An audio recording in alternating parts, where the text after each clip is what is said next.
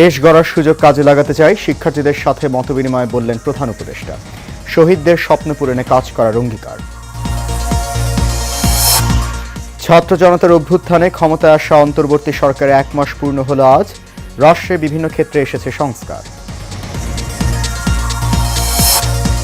এবং জনগণকে তার মালিকানা ফিরিয়ে দিতে চায় বিএনপি, বললেন আমির খসরু মাহমুদ চৌধুরী। শেখ হাসিনাকে ফিরিয়ে এনে বিচারের মুখোমুখি করার দাবি।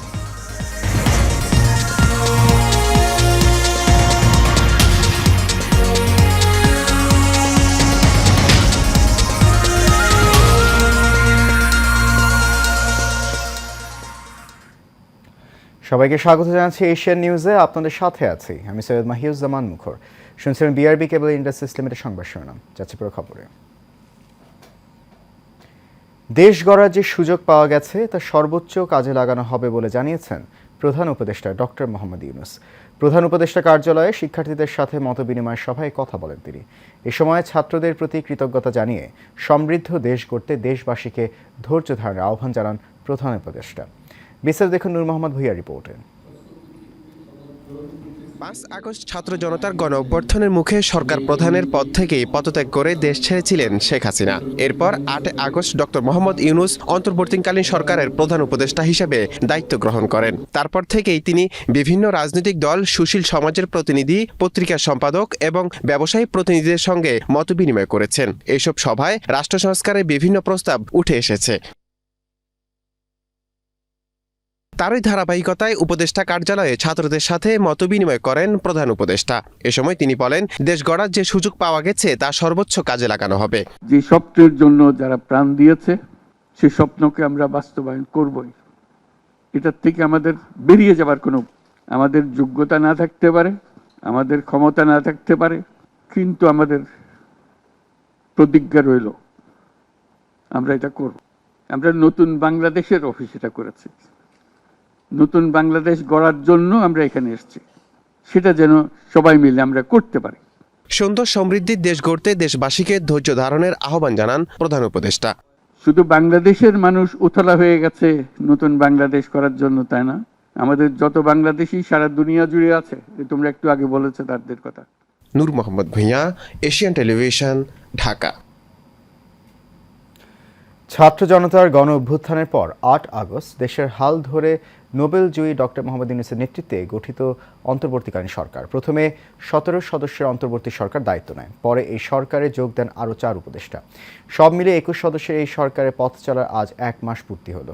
প্রথম মাসে বেশ কিছু চ্যালেঞ্জের মুখে পড়লেও তা বেশ ভালোভাবে সামাল দিয়েছে এই সরকার। এছাড়া কিছু কিছু ক্ষেত্রে এসেছে আমূল পরিবর্তন। আরও জানাচ্ছেন এইচ মিতু। অহিংস কোটা সংস্কার আন্দোলনকে রক্তক্ষয়ী সংঘাতের দিকে নিয়ে যায় আওয়ামী লীগ সরকার। গোটা দেশে ছাত্র জনতার রক্ত ঝরিয়ে গণ অভ্যুত্থানের মুখে 5 আগস্ট পদত্যাগ করে ভারতে পালিয়ে যান শেখ হাসিনা।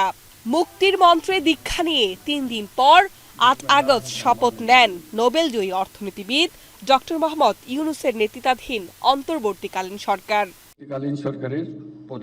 দায়িত্ব নেওয়ার পরপরই এই সরকারের সামনে প্রথম চ্যালেঞ্জ ছিল আইন শৃঙ্খলা নিয়ন্ত্রণ ও নৈরাজ্য প্রতিরোধ।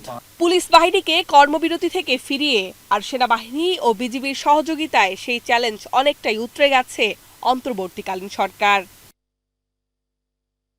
প্রশাসনের কেন্দ্রবিন্দু সচিবালয়েও শুরু হয় ব্যাপক রদবদল।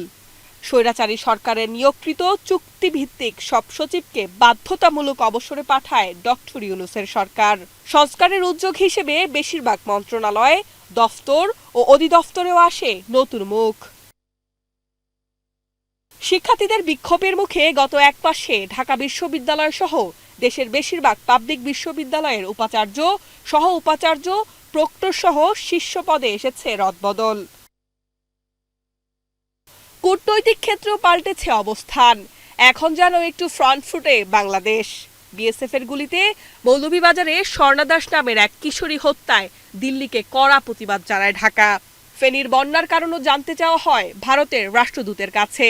এছাড়া জাতিসংঘের গুম বিরোধী যে সনদে শেখ হাসিনা সরকার দীর্ঘদিন স্বাক্ষর করেনি, তাতেও সই করে অন্তর্বর্তীকালীন সরকার।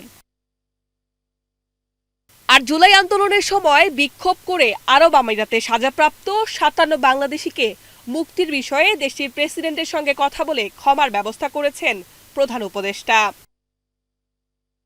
অর্থনীতিকে স্থিতিশীল রাখা নতুন সরকারের অন্যতম বড় চ্যালেঞ্জ। বাংলাদেশ ব্যাংকের গভর্নর, এনবিআর চেয়ারম্যান থেকে শুরু করে বেশিরভাগ অর্থনৈতিক প্রতিষ্ঠানের কর্তা ব্যক্তিদের সরিয়ে নতুনদের নিয়োগ দেওয়া হয়েছে।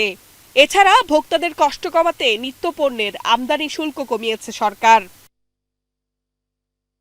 সামনের দিনে সংবিধান সংস্কার সহ বেশ কয়েকটি বড় চ্যালেঞ্জ রয়েছে এই সরকারের কাছে। অন্তর্বর্তীকালীন সরকার সংকট কাটিয়ে জনগণের আকাঙ্ক্ষা পূরণ করবে বলেও প্রত্যাশা সাধারণ জনগণের।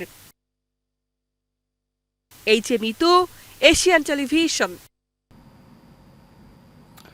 ছাত্র জনতার অভ্যুত্থানের প্রথম শহীদ রংপুরের আবু সাইদ, যাকে হত্যার মর্মান্তিক দৃশ্য নাড়া দেয় পুরো বিশ্বকে, যার বিরুদ্ধে অনুপ্রাণিত হয়ে স্বৈরাচারের পতনের দাবিতে রাজপথে নেমে আসে কোটি বাঙালি। পুলিশের গুলির সামনে বুক পেতে দেয়া আবু সাইদ এখন কোটি তরুণের মুক্তির পথ প্রদর্শক। তাকে নিয়ে গর্ব করে স্থানীয়রা। আর বীর জননীর চাওয়া তার সন্তানের হত্যার বিচার। রংপুর থেকে আরিফুল ইসলামের ক্যামেরায় বাদশাহ ওসমানীর প্রতিবেদনে বিস্তারিত জানাচ্ছেন আরবি ইসলাম হিমু। কোটা সংস্কার আন্দোলনে রংপুরের বেগম রোকেয়া বিশ্ববিদ্যালয়ের শিক্ষার্থী আবু সাইদকে গুলি করে হত্যার দৃশ্য নাড়া দেয় পুরো দেশবাসীকে। 24-এর ছাত্র জনতার গণ আন্দোলনে প্রথম শহীদ হন রংপুরের পীরগঞ্জের এই বীর, যার আত্মত্যাগের অনুপ্রেরণায় স্বৈরাচার পতনের লড়াইয়ে নামে পুরো দেশ। আবু সাইদ নিজের জীবন দিয়ে অন্যায়ের বিরুদ্ধে প্রতিবাদ করার অনন্য দৃষ্টান্ত স্থাপন করে গেছেন বলে মনে করেন তার সহপাঠী ও স্থানীয়রা। এই বীরের স্মৃতিকে ধারণ করে বৈষম্য মুক্ত দেশ গড়ার তাগিদ দেন আবু সাইদের আত্মীয়রা। ছেলে অত্যন্ত ভালো ভদ্র ছেলে ছিল, মেধাবী ছেলে ছিল। তার যে শহীদ হলো এই ছাত্র আন্দোলনের কারণেই। এখন এই ভালো ছেলেটা মনে করেন হাসান হোসেন শহীদ হওয়ার মতন শহীদ করলি, তো এখন তার আমরা পুলিশের বিশ্বাস চাই, হাসিনের গোড়ের বিশ্বাস চাই। আবু সাইদের উপলক্ষে সারা দেশে যেন উজ্জ্বল কামনা করি। কৌছে যে আবু সাইদ দেশ স্বাধীন করলো, খুব খুশি না গোছে, মনে করো হলো সরকার জানি সব জিনিসের দাম কমে দেয়। এদিকে এখনো সন্তানের শোক কাটিয়ে উঠতে পারেননি আবু সাইদের মা, যারা আবু সাইদকে নির্মমভাবে হত্যা করেছে তাদের দ্রুত বিচারের দাবি জানান এই বীর জননী। আল্লাহ দেশ স্বাধীন করাছে আমার ছেলের ছিল, তো এখন খুশি না গেলেও ভালো লাগবে। কি সময় এখন ছেলের হত্যার বিচার চাই, পুলিশের বিচার চাই, ছাত্র ঘরে হাসিনার দলের আমারছে তার বিচার চাই। যে সংশ্লিষ্ট প্রত্যক্ষ এবং পরোক্ষভাবে যারা আবু সাইদ হত্যাকাণ্ডের সাথে জড়িত সকলের আমরা দৃষ্টান্তমূলক শাস্তি চাই, তাদের সকলের ফাঁসি চাই। আমরা ঊর্ধ্বতন কর্মকর্তা সহ শেখ হাসিনা পর্যন্ত জড়িত এটার সঙ্গে, তাদেরও আমরা ফাঁসি চাই। অন্য দেশে আছে উনি ওখান থেকে এনে যেন তাকে ফাঁসি দেওয়া হয়। ছাত্র জনতার অভ্যুত্থানে যারা আন্দোলনকারীদের ওপর নৃশংসতা চালিয়েছে তাদের সকলকে দ্রুত আইনের আওতায় আনার দাবি সাধারণ মানুষের। আরবি ইসলাম হিমু, এশিয়ান টেলিভিশন। উপদেষ্টা পরিষদে সংবিধান সংস্কার নিয়ে আলোচনা হয়েছে বলে জানিয়েছেন স্থানীয় সরকার, পল্লী উন্নয়ন ও সমবায় মন্ত্রণালয়ের উপদেষ্টা এ.এফ. হাসান আরিফ। দুপুরে সচিবালয়ে নিজ দপ্তরে মশাবাহিত রোগ বিষয়ক জাতীয় কমিটির সভা শেষে এ কথা বলেন তিনি। ছাত্র জনতা কোনো প্রক্রিয়ায় সংবিধান সংস্কার চায়, সেজন্য তাদের সঙ্গে আলোচনার প্রয়োজন রয়েছে। উপদেষ্টা আরও বলেন, অন্তর্বর্তী সরকারের 1 মাস পূরণ হয়েছে, এখনও অনেক কাজ বাকি রয়েছে। কিছু সেক্টরে আমূল সংস্কার করতে হবে। আইনশৃঙ্খলা বাহিনীর প্রতি মানুষের আস্থা ফিরিয়ে আনতে হবে।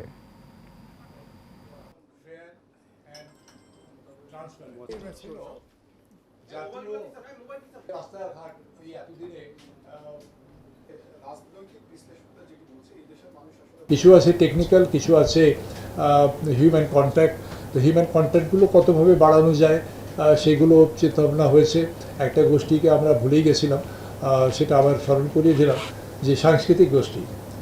গ্রাম অঞ্চলে যদি একটা পালা হয় বা যদি একটা যাত্রা হয়, সেটাতে যে মেসেজটা যাবে সেটা কিন্তু অনেক এই আপনার টেলিভিশনের যে একটা যে কোনো স্লাইডের চেয়ে অনেক বেশি শক্তিশালী। আগামীর বাংলাদেশ কিভাবে চলবে জনগণই তা সিদ্ধান্ত নেবে, এর ব্যতিক্রম হওয়ার কোনো সুযোগ নেই বলে মন্তব্য করেছেন বিএনপি স্থায়ী কমিটির সদস্য আমির খসরু মাহমুদ চৌধুরী। অন্তর্বর্তী সরকারের 1 মাস পূর্তিতে রোববার ঢাকা রিপোর্টার্স ইউনিটিতে এবি পার্টি আয়োজিত আলোচনা সভায় তিনি এমন মন্তব্য করেন। বিস্তারিত দেখুন মন্ডল রামের রিপোর্টে। অন্তর্বর্তী সরকারের মাস পূর্তিতে রোববার ঢাকা রিপোর্টার্স ইউনিটিতে এই আলোচনা সভার আয়োজন করে এবি পার্টি। আলোচনা সভায় অংশ নিয়ে বিএনপির স্থায়ী কমিটির সদস্য আমির খসরু মাহমুদ চৌধুরী বলেন, দীর্ঘ সময় ধরে আওয়ামী লীগ জনগণের যে মালিকানা কেড়ে নিয়েছে তা ফিরিয়ে দিতে বিএনপি কাজ করবে। ওই শেখ হাসিনা তার পরিবারের যে মালিকানা কেড়ে নিয়েছিল সেই মালিকানা বাংলাদেশের মানুষকে যদি ফিরিয়ে দিতে হয় সেই দিকে আমাদের কাজ করতে হবে। ওইটা হচ্ছে বটম লাইন। যারা বাংলাদেশের মালিক তারাই সিদ্ধান্ত নেবে বাংলাদেশ কিভাবে চলবে। আর আমরা যারা রাজনীতি করি আমরা তাদের কাছে গিয়ে বলবো আমরা তাদের জন্য কি করতে চাই, আমরা কি পরিবর্তন চাই, আমরা তাদেরকে গিয়ে বলবো, তারাই সিদ্ধান্ত নেবে বাংলাদেশ কোন পথে চলবে। এর কোনো ব্যতিক্রম হওয়ার কোনো সুযোগ নাই। এদিকে জাতীয় প্রেস ক্লাবের সামনে বাংলাদেশ ইয়ুথ ফোরামের উদ্যোগে আয়োজিত এক প্রতিবাদ সভায় বিএনপির নেতা শামসুজ্জামান দুদু বলেন, শেখ হাসিনাকে বিচারের আওতায় আনা ছাড়া দেশ শান্তি প্রতিষ্ঠা করা যাবে না। হাসিনা ওয়াজেদ সহ আওয়ামী লীগের সেসব খুনিদের বিচারের আওতায় এনে তাদেরকে বিচারের কাঠগড়ায় দাঁড় করাতে হবে অনতিবিলম্বে। যারা বাংলাদেশের লক্ষ হাজার কোটি টাকা লুট করেছে, দেশ থেকে পাচার করেছে, তাদেরকে আইনের আওতায় আনতে হবে এবং এই টাকা এবং অর্থ আমাদেরকে উদ্ধার করতে হবে। এছাড়া কোনো বিকল্প নেই। আগামীর বাংলাদেশ কিভাবে চলবে জনগণই তার সিদ্ধান্ত নেবে বলেও জানান বিএনপির এই দুই শীর্ষ নেতা। আসুন আমরা ঐক্যবদ্ধ হই, বাংলাদেশ রক্ষার প্রশ্নে, গণতন্ত্র প্রতিষ্ঠার প্রশ্নে, স্বাধীনতা প্রতিষ্ঠার প্রশ্নে যেমন অতীতে আপনারা ভূমিকা পালন করেছেন, আগামীতেও সেই ভূমিকা পালন করবেন। মন্ডলের নাম, এশিয়ান টেলিভিশন, ঢাকা। বনানী এলাকায় শব্দ দূষণমুক্ত সুন্দর ও শান্তিময় পরিবেশ ফিরিয়ে আনার লক্ষ্যে 5 দিনব্যাপী সচেতনতামূলক প্রচার কার্যক্রম করেন বনানী সোশ্যাল ইনিশিয়েটিভস। এই অভিযানের মূল উদ্দেশ্য হলো অহেতুক হর্ন বাজানো থেকে বিরত থাকার জন্য জনসাধারণের মধ্যে সচেতনতা বৃদ্ধি করা। এ লক্ষ্যে স্বেচ্ছাসেবীরা নো হর্ন লেখা বিভিন্ন রকমের সচেতনতামূলক স্টিকার, সাইনেজ, প্ল্যাকার্ড ইত্যাদি নিয়ে রাস্তায় নেমেছেন ড্রাইভারদের অহেতুক হর্ন বাজানো অভ্যাস পরিবর্তন করার জন্য আহ্বান জানাচ্ছেন। শুধু তাই নয়, রিক্সা, গাড়ি থেকে শুরু করে বনানীর প্রায় প্রতিটি যানবাহনের পরিবর্তনের স্টিকার দেওয়া হয়েছে।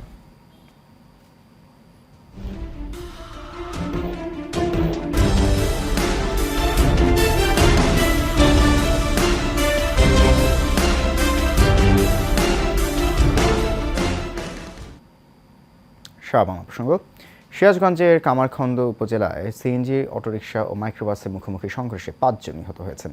এই ঘটনায় আহত হয়েছেন অন্তত 2 জন। বেলা 12টার দিকে সিরাজগঞ্জ নলকা আঞ্চলিক সড়কের ভদ্রঘাট কুঠির চর এলাকায় এই দুর্ঘটনা ঘটে। নিহতরা হলেন রায়গঞ্জ উপজেলার ব্রাহ্মবয়রা গ্রামের রাশেদুল ইসলাম, তারাস উপজেলার ভাটরা গ্রামের নুরুজ্জামান ও তারেক রহমান। কামারখন্দ থানার ভারপ্রাপ্ত কর্মকর্তা রেজাউল করিম জানান, সিরাজগঞ্জ থেকে নলকাগামী একটি সিএনজি অটোরিকশা কুঠির চর এলাকায় পৌঁছলে বিপরীত দিক থেকে আসা একটি মাইক্রোবাসের মুখোমুখি সংঘর্ষ হয়। এতে ঘটনাস্থলেই রাশেদুল, নুরুজ্জামান ও তারেক নিহত হন।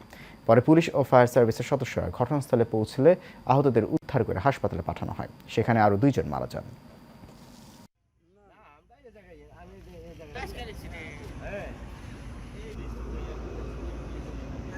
প্রবাসীদের প্রথম শ্রেণীর নাগরিক সুবিধা ও অবসর ভাতা প্রদানের দাবিতে রেমিটেন্স যোদ্ধা সোসাইটি কুয়েতের উদ্যোগে সভা হয়েছে। অনুষ্ঠানের শুরুতে ছাত্র আন্দোলনে শহীদ ও আহত ছাত্র জনতার প্রতি দোয়া মোনাজাত করা হয়। পরে সংগঠনটির সভাপতি আকম আজাদ অন্তর্বর্তীকালীন সরকারের কাছে প্রবাসীদের প্রথম শ্রেণীর নাগরিক সুবিধা ও অবসর ভাতা প্রদান সহ 12 দফা দাবি উত্থাপন করেন। আমির হোসেন মজুমদার ও আবু তারেকের যৌথ সঞ্চালনায় এতে প্রধান অতিথি হিসেবে বক্তব্য রাখেন কুয়েতের বাংলাদেশ দূতাবাসের সোনালী ব্যাংক এজিএম মোহাম্মদ লুৎফুর রহমান। বিশেষ অতিথি ছিলেন ইউনুস মিয়াজি, প্রকৌশলী আলমগীর, রফিকুল ইসলাম, হাজি ইসমাইল, হাফেজ আলমগীর সহ আরও অনেকে। শেষ খবর এশিয়া নিউজ। তার আগে বিআরবি কেবল ইন্ডাস্ট্রিজ লিমিটেড সংবাদ শিরোনামগুলো জানিয়ে দিচ্ছে আরও একবার।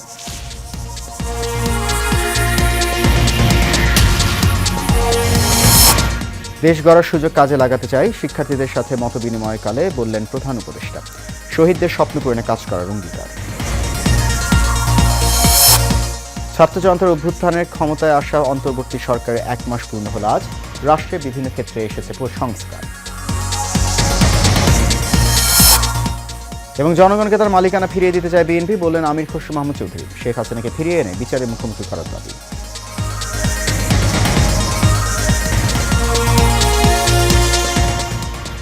এশিয়া নিউজে পর্যন্ত। আমাদের পরবর্তী সংবাদ দেখার আমন্ত্রণ রইল। এতক্ষণ সঙ্গে থাকার জন্য আমি ধন্যবাদ সবাইকে।